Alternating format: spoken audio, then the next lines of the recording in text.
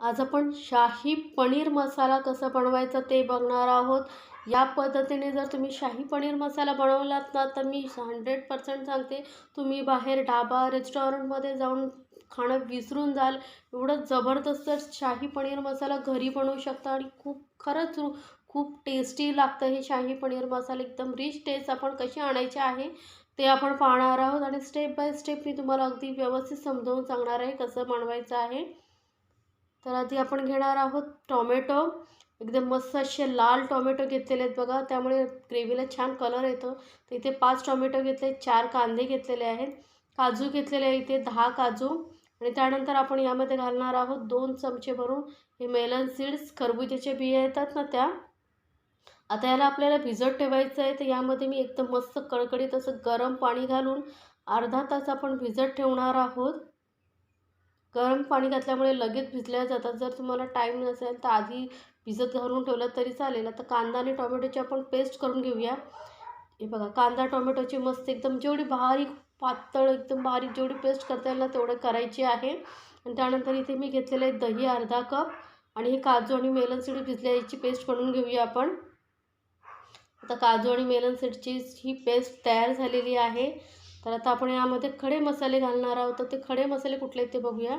तर इथे मी घेतलेलं 1 चमचा जिरं, काही काळी मिरी 10, लवंग, काळी वेलची, दालचिनीचा तुकडा घेतलेला आहे, हिरवी वेलची घ्यायची 2 आणि हा तेजपत्ता घेतलेला आणि एक छोटासा तेजपत्ता घेतलेला आहे. असे ह्या मोठ्या तेजपत्त्याचे आपण 2 तुकडे करून घेऊया, म्हणजे आपल्याला ग्रेव्ही परतताना प्रॉब्लेम येणार नाही. आणि त्यानंतर इथे मी अर्धा किलो पनीर घेतलेला आहे. याचे असे मोठे तुकडे करून घ्यायचे आहेत, चौकोनी असे. तर इथे मी बघा ह्या साईजचे असे मोठे रेस्टॉरंट ढाब्यावरती वगैरे जसे तुकडे असतात ना मोठे मोठे, तसेच मोठे चौकोनी तुकडे करून घेतलेले आहेत. तर पॅन घेतलेला आहे आणि पॅनमध्ये आपण तेल 2 चमचे मी गरम करत ठेवलेलं आहे. मस्त तेल गरम करून घ्यायचं आहे. तेल गरम झाल्यानंतरच यामध्ये आपण खडे मसाले घालायचे आहेत.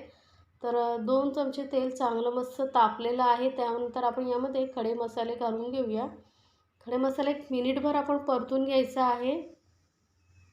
जास्त परतायचं नाही आहे, नाहीतर ते करपतील. तर म्हणून अगदी 1 मिनिटभर परतल्यानंतर लगेचच यामध्ये आपण कांद्याची पेस्ट जी बनवून घेतली होती ती घालायची आहे. कांद्याची पेस्ट आपण व्यवस्थित परतून घ्यायची आहे. त्याचा पूर्ण कच्चेपणा गेला पाहिजे तोपर्यंत परतून घ्यायची आहे. मी दाखवलेल्या रेसिपी जर तुम्हाला खरंच आवडत असतील तर माझ्या चॅनलला लाईक्स, कमेंट्स आणि सबस्क्राईब करायला विसरू नका. सोबतच बेल आयकॉनवरतीही क्लिक करा, म्हणजे माझ्या नवीन रेसिपीची नोटिफिकेशन लगेचच तुमच्यापर्यंत पोहोचेल.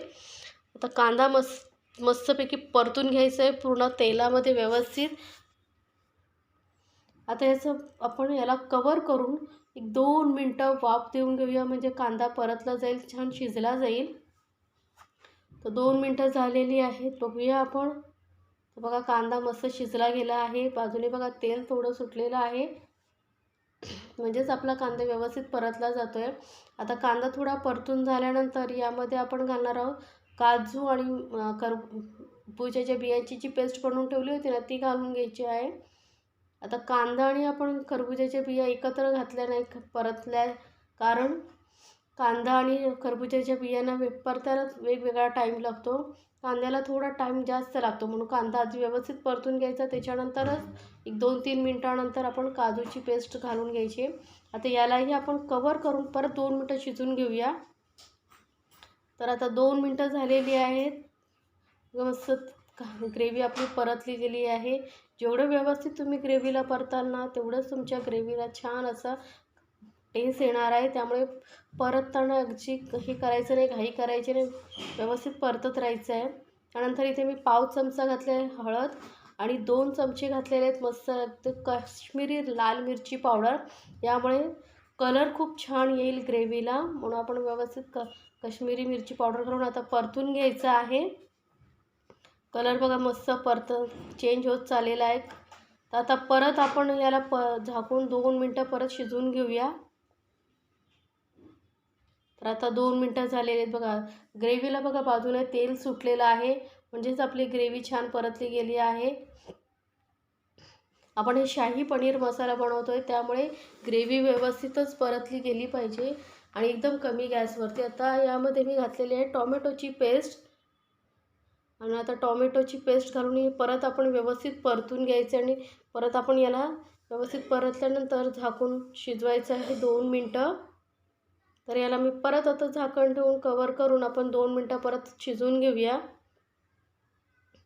तर आता 2 मिनटानंतर बघा मस्त आपला टोमॅटोही व्यवस्थित परतला गेलेला आहे. त्याला परत आपण व्यवस्थित मिक्स करून घेऊया. थोडा टाईम लागतो पण एकदम रिच अशी टेस्ट तुमच्या ग्रेव्हीला येईल. त्यामुळे मी जसं स्टेप बाय स्टेप सांगते तसे तुम्ही फॉलो करा. आता यामध्ये आपण घालतोय दही. दही हे चांगले व्यवस्थित फेटून घ्यायचं आणि दही घातल्यानंतर फटाफट मिक्स करायचं आहे, कारण दही फाटण्याचे चान्सेस असतात. त्यामुळे आपण लगेचच हे परतत राहायचं आहे. आता दही घालून मस्त आपण परतून घेतल्यानंतर आपल्या ग्रेव्हीला रिच टेस्ट येण्यासाठी आपण यामध्ये 2 चमचे मी बटर घातलेलं आहे.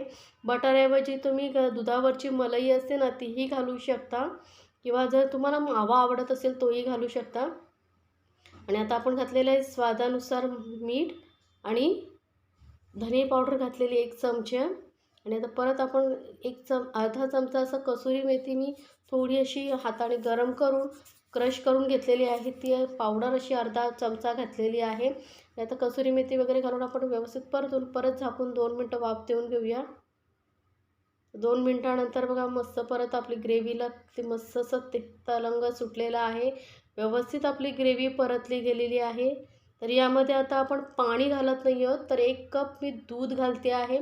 पाण्याचा वापर नाही करतो आहे, कारण आपण शाही पनीर मसाला बनवतो आहे, तर रिच टेस्ट येण्यासाठी आपण यामध्ये दूध घातलेलं आहे. आणि आता सर्वात शेवटी आपण यामध्ये गरम मसाला घालायचा आहे. गरम मसाला लक्षात ठेवा सर्वात शेवटी घालायचा आहे.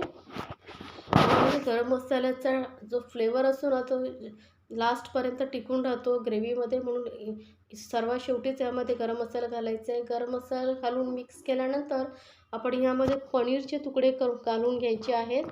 तर पनीर बघा आपण याआधी परतून वगैरे काहीच घेतलेलं नाही, कच्चंच पनीर घालतो आहे.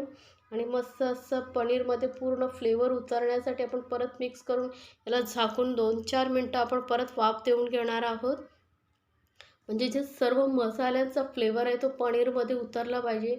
आत्ताच बघा किती छान कलर आला आणि टेस्टीच खरंच खूप टेस्टी ही शाही पनीर मसाला आपला तयार झालेला आहे. तर नक्की बनवून बघा.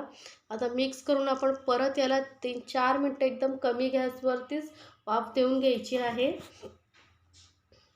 तर हे आपलं मस्त असे 4 मिनटानंतर मी बघा ओपन करून बघितलेलं आहे. मस्त असं आपलं हे शाही पनीर मसाला तयार झालेला आहे. तुम्हाला बघूनच समजत असेल किती रिच टेस्ट आलेली असेल याला.